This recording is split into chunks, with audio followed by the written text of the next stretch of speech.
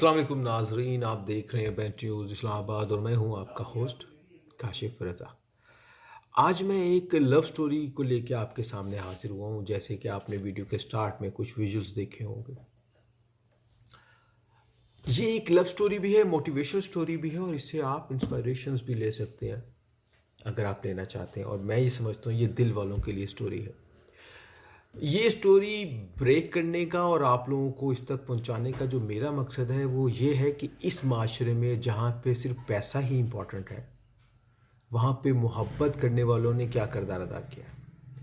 मैं इन लोगों को, मैं स्पेशली सना को सल्यूट करता हूँ कि उन्होंने क्या किरदार अदा किया है। ये स्टोरी दाऊद और सना की है। दाऊद जो है वो 21 साल के हैं और जो सना है वो 20 साल की है। दाऊद के साथ सना की बातचीत को हुए कुछ अर्सा हुआ और उनके बीच में मोहब्बत पैदा हो गई। उनकी आपस में रिश्तेदारी थी और उसके बाद दाऊद के साथ एक हादसा, अलमनाक हादसा पेश आता है जिसमें उनको करंट लगता है और वो हॉस्पिटल तक पहुंच जाते हैं। जब वो हॉस्पिटल पहुंचते हैं तो डॉक्टर्स उनकी ज़िंदगी को बचाने के लिए उनके दोनों हाथों को और एक पाँव को काट देते हैं। जब दाऊद को होश आता है और वो अपने इर्द गिर्द बनी पट्टियों को देखते हैं तो जो सबसे पहला ख्याल उनके जहन में आता है वो ये आता है कि सना तो आज मुझसे मिलना चाह रही थी और आज मैंने सना से मिलना था।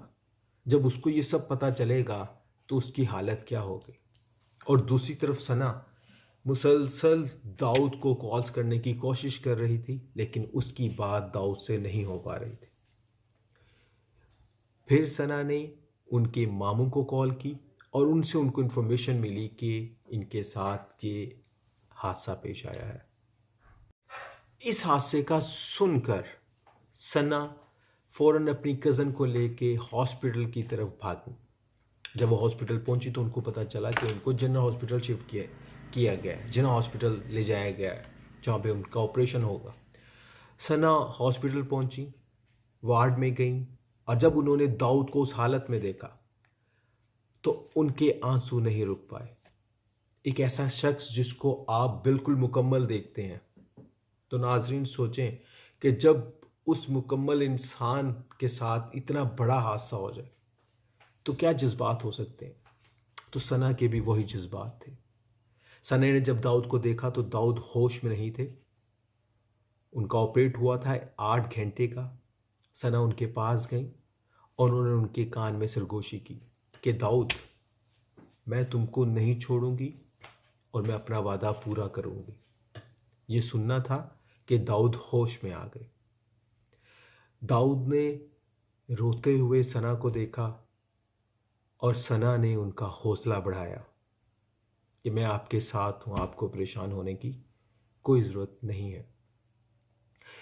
सना के पेरेंट्स उसको हॉस्पिटल से इस वादे पे घर ले गए कि हम उसकी शादी दाऊद से करवा देंगे, लेकिन उनके पेरेंट्स ने सना पे फिर दबाव डाला कि अब आपकी शादी जो है वो दाऊद के साथ नहीं हो सकती क्योंकि इनके दोनों बाजू और एक पाँव कट चुका है, तो आप इनके साथ गुजारा कैसे करेंगे।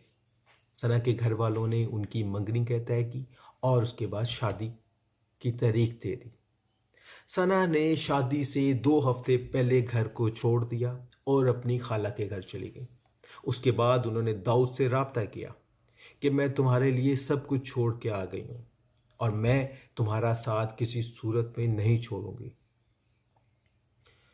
ये नाज़रीन समझ से बालातर चीज़ है जो सना ने की। अपनी मोहब्बत में कोई इतना मतलब कर सकता है, ये एक हैरान कुन चीज़ है।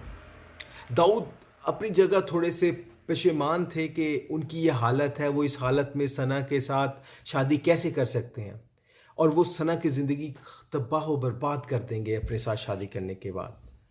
लेकिन उन्होंने इसका फ़ैसला सना पर छोड़ा। सना ने ये फ़ैसला ले लिया था। उन्होंने अपना दबाव बढ़ाया दाऊद की तरफ कि मेरे पेरेंट्स नहीं मानते लेकिन मैं आपके साथ शादी करना चाहती। तब 1 माह बाद सना और दाऊद की शादी एक सादा तरीके से निकाह पढ़ा दिया गया उन दोनों का और उन्होंने शादी की। आज सना जो है वो खिदमत करती हैं, जैसा कि आपने विजुअल्स में देखा। वो उन पे मरहम लगाती हैं, उनके ज़ख्मों पे, उनकी खिदमत करती हैं, उनको खाना खुद हाथ से खिलाती हैं। मैं इस लव स्टोरी को बिल्कुल नहीं समझ पाया हूँ।